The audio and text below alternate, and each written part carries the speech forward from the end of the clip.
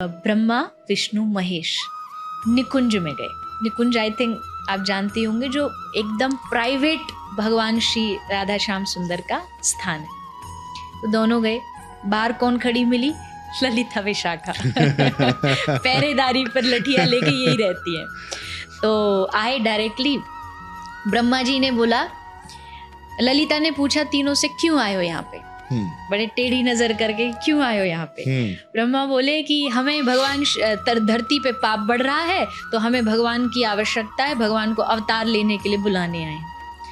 तो ललिता ने कहा कि अवतार पाप बढ़ रहे हैं तो पापों के लिए तुम तीनों हो ना, जाओ जाके संहार करो, हमारे श्याम सुंदर क्या करेंगे? वो पाप मिटाने के लिए थोड़ी है, क्योंकि ये माधुर्य भाव है। तब महादेव आ गया, क्योंकि महादेव वैष्णवता समझते हैं। जी। तो महादेव ने समझा ये काम बिगाड़ेगा थोड़ा मुझे कमान संभालनी पड़ेगी।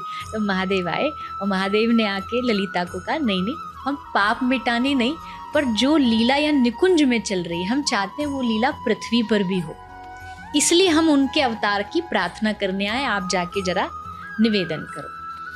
तो ललिता विशाखा गई, दोनों बैठे थे युगल।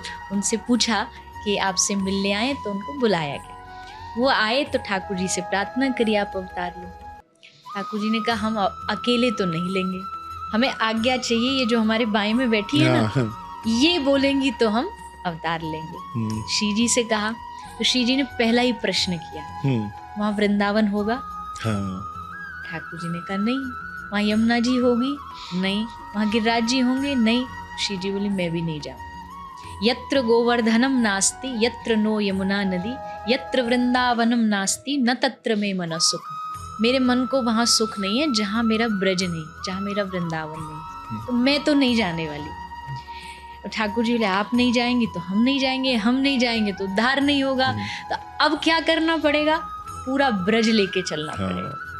तो ठाकुर जी पूरा ब्रज लेकर के, पूरा वृंदावन ही आप समझ लीजिए, वहां से उठाया, पूरा कॉपी पेस्ट लाके इस धरती पर रख। ये जो आप और हम जिस वृंदावन में जाते हैं, ये कोई भूमि का टुकड़ा नहीं, ये उसी दिव्य धाम का वृंदावन उतार के ठाकुर जी श्री जी के लिए लाए, ताकि श्री जी मेरे साथ चलें और लीला कर सकें।